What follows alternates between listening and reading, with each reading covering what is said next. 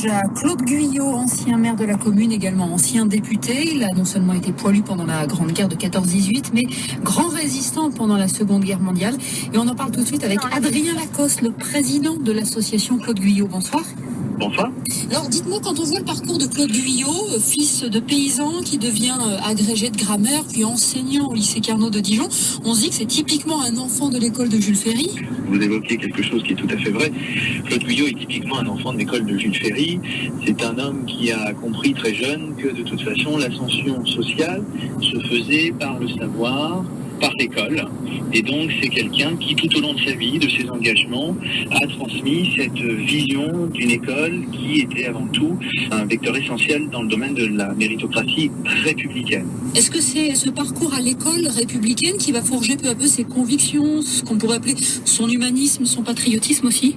C'est un homme qui était forgé et pétri par toute la philosophie de l'Antiquité, donc les questions de la démocratie qu'il a véritablement voulu transposer dans son action politique et dans son engagement comme résistant, dans ses différents engagements dans la société civile à l'époque. Alors, on lui rend hommage à Arnay-le-Duc ce 11 novembre. C'est vrai que la date n'est pas choisie au hasard, puisque Claude Guyot va vivre les deux guerres mondiales. Il est d'abord jeune poilu appelé sur le front en 14-18. Ensuite, pendant la Seconde Guerre mondiale, il va s'engager en résistance. C'est un parcours un peu logique, selon vous ?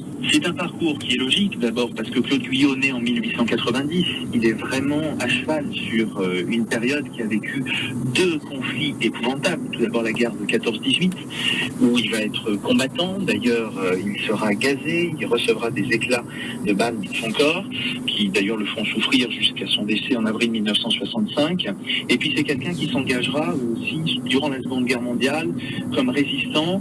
Il fera partie du mouvement Libération Nord. Ce sera un résistant très actif. Alors vous l'avez dit, Claude Guyot est mort il y a un demi-siècle à peine, en 1965. Il a été maire d'Arnay-le-Duc jusqu'à sa mort, pendant près de 40 ans. Son souvenir, il est toujours vivant dans la commune d'Arnay ?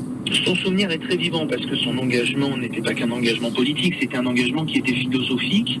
On lui doit la création du collège d'Arnay-le-Duc parce qu'il voulait que les jeunes accèdent à un certain niveau de savoir qui puisse éventuellement les ouvrir sur d'autres types d'études pour que l'ascension sociale se fasse par le savoir, la méritocratie républicaine.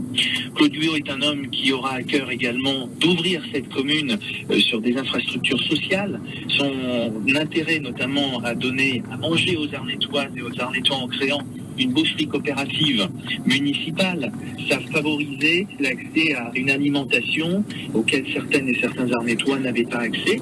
C'est quelqu'un aussi qui a beaucoup favorisé la question de l'habitat social, notamment au sortir de la guerre. Claude Guyot a été un élu très novateur dans sa manière d'exercer la fonction municipale à l'époque de 1926 à 1965. Et c'est donc cette mémoire que vous faites vivre à travers l'association Claude Guyot. Je rappelle que vous en êtes le président. Merci Adrien Lacoste.